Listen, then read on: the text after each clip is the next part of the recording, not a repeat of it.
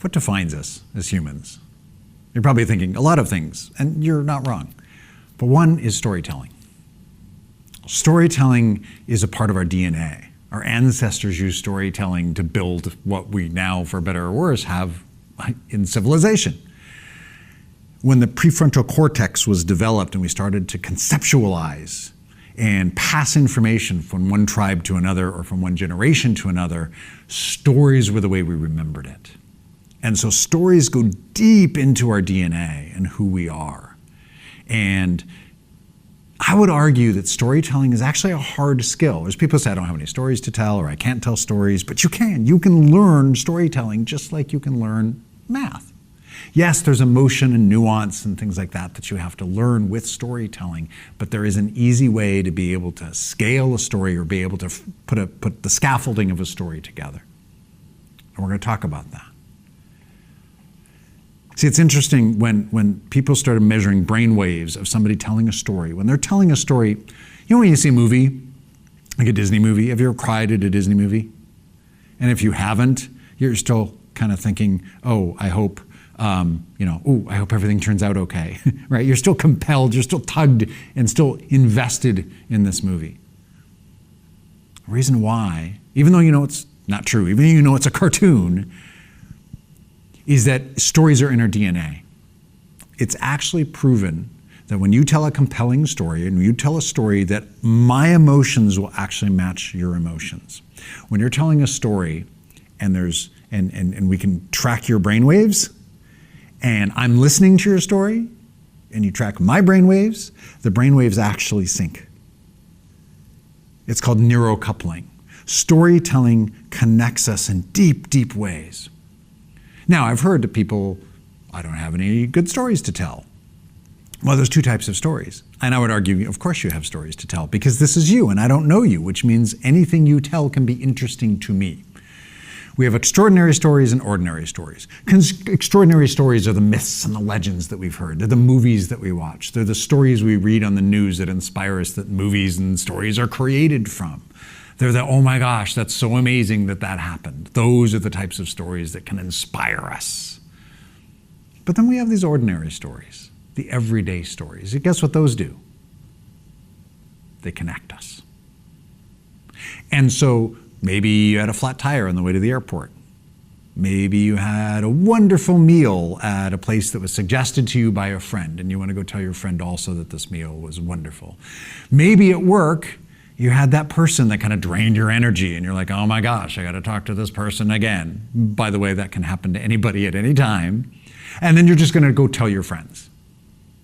Or maybe you have some stress at work or some stress at home. If you have kids or pets or anything like that, it's like, oh, guess what my dog did today? Right? Those types of ordinary stories actually connect us. We need both. We need the inspiring, extraordinary stories, and then we also need the ordinary stories that connect us and say, oh my gosh, I get you. I understand that feeling. I understand that emotion. That's happened to me too. Those stories can actually build people and create communities together. That's hardwired in our brain. It's a hard skill. So let me teach you this hard skill. This happened over the course of our ancestors being able to learn how to tell stories to help transfer information from one culture to the next, from one generation to the next. And it actually became a pattern. Joseph Campbell does this in several steps. Scientific American did a study and they narrowed it down to 7 steps and had proven out the power of storytelling. I do it in 5 steps, so I simplify it even a little bit more so they're easy to remember. But this follows the same Joseph Campbell hero's journey steps that you go on. Step 1 is the setting. Who are you before kind of the story begins? I'm waking up in the morning on a beach, or I am getting up and getting ready to go to work, or I'm ready to go to this restaurant that I heard about from a friend. It could be anything like that. You're just setting the stage. Then there's the instigating moment, something that changes the direction of your life.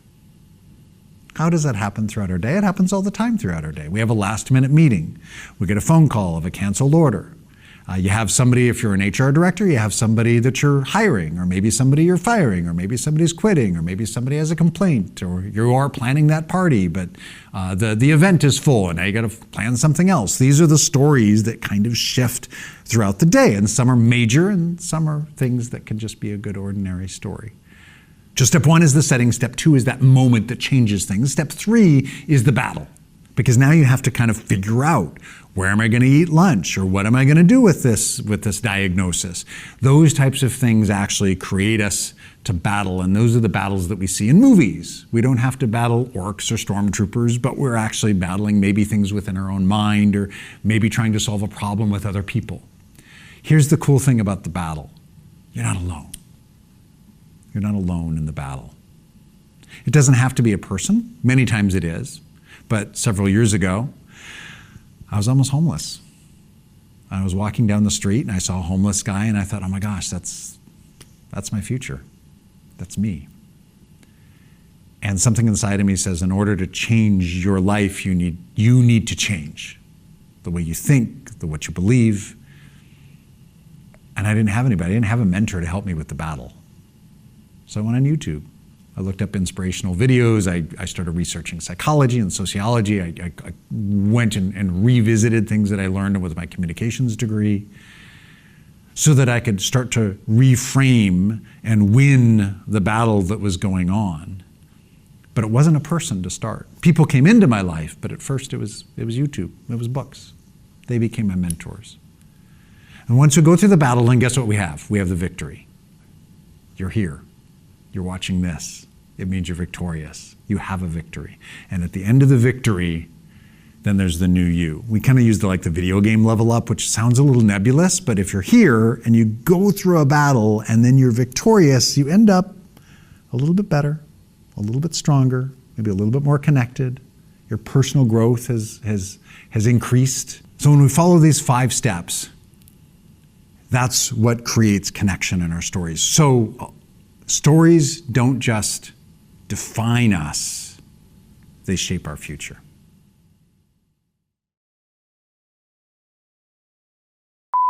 Storytelling, and I'm going to pause here for a minute just to gather my thoughts. Storytelling connects us.